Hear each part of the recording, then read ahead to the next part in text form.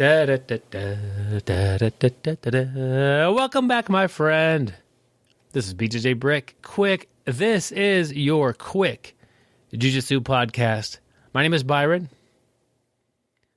We're talking about Jiu-Jitsu today, per usual. I'm going to tell you right now that not all of your hours on the mat are the same. They're not all equal. And this episode kind of spins off of yesterday's episode, and will continue to spin off into the future for tomorrow's episode.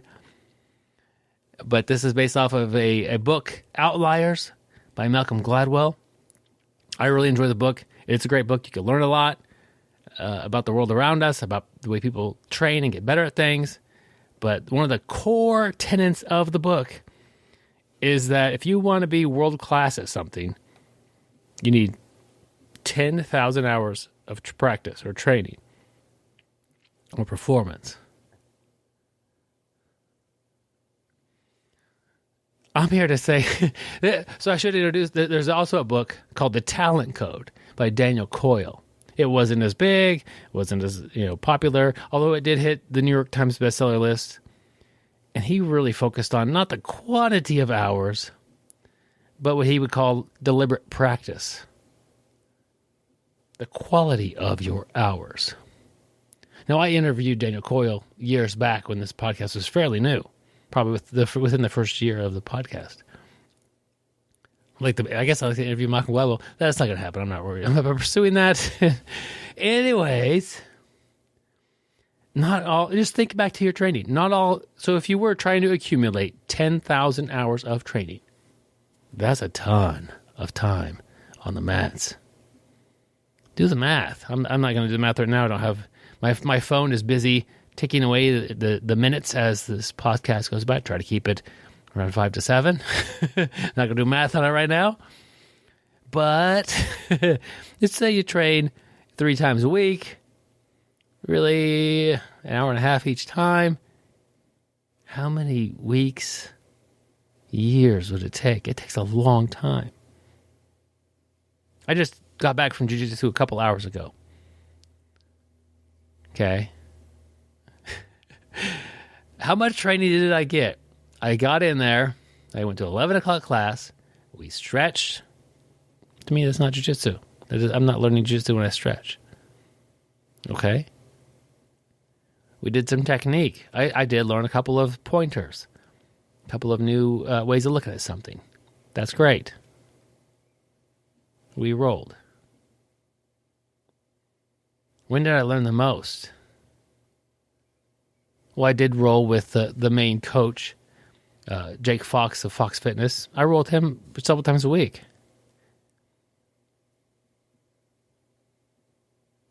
Was that roll the same? I also rolled with the newest guy in the room. I partnered up with him to do the technique. We showed 2 techniques, and by the nature of the techniques, this isn't a beginner's class, it's just a class. He didn't feel comfortable attempting the second technique. I said, that's cool. No worries. We'll do the first technique again. We'll work on that again. So is that technique time for me, will that count towards my 10,000 hours? Where I'm working with somebody who's, I don't know, week 2 on the mats? Or would the technique time count if I'm working with Jake and I try to analyze what he's done or what I'm doing versus what he does and why it works or doesn't work? Or is it only the actual live grappling, live sparring that matters towards the 10,000 hours? I don't know. Not all the hours are the same. Just think about, I think I do learn the most in competitive roles. I don't learn a lot if I'm getting my butt kicked.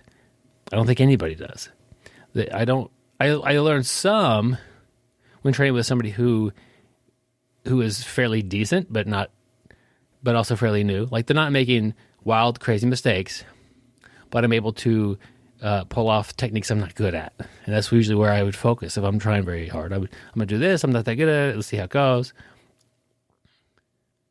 I learn quite a bit when I'm grappling with somebody who's about the same level as I am. A lot of stuff gets shut down, and I try to figure out why. Occasionally stuff works. Trying to get better. So the myth of the 10,000 hour rules, it doesn't take into account whether is it rolling with your coach only, rolling with beginners. Like, as you look at it, we all spend different amounts of time training different amounts of people. A lot of times I'll grab the new person. Shoot, I got an audiobook called Your First Year of Brazilian Jiu-Jitsu. I like new people. You guys are great. I know it's tough. When I sparred with the guy, grappled, rolled, whatever. I don't know how to say sparred. When we started, he said, and he was a fairly big kid. I say kid, he's probably 20, but 230 pounds. And he said, this is going to be the worst 5 minutes of my life. I'm guessing he had never rolled with a black belt before. I go, man, I'm here to have fun. This should be a fun 5 minutes. and I said, do you want to start standing up or start down? And he goes, let's start standing up. And he said he had wrestled. I didn't really notice that he had wrestled. We tried some stuff and whatever. And sure enough, things led to the point where we got to the technique that he had learned today. And then he did that technique. And after struggling through it a little bit and getting a couple of retries, he got it. How was that 5 minutes of grappling for my learning and progression? Probably not much. I don't know if you guys picked up my phone dinging at me. Dang it. Anyways, I'm just saying that the quality of your time is important. Not all hours are the same. So what do I do after class? It takes me an hour total of drive time to get there. We stretch, we do technique, and we roll. We roll probably 20 minutes. I got an extra roll in. Got an extra 20, 25% grappling time for my effort of all the driving and all the other stuff. Camaraderie, joking around, I do call out of that. I'm always looking to do that. If my body's up for it today. One extra round really adds up. 20, 25% more grappling. If you could do it.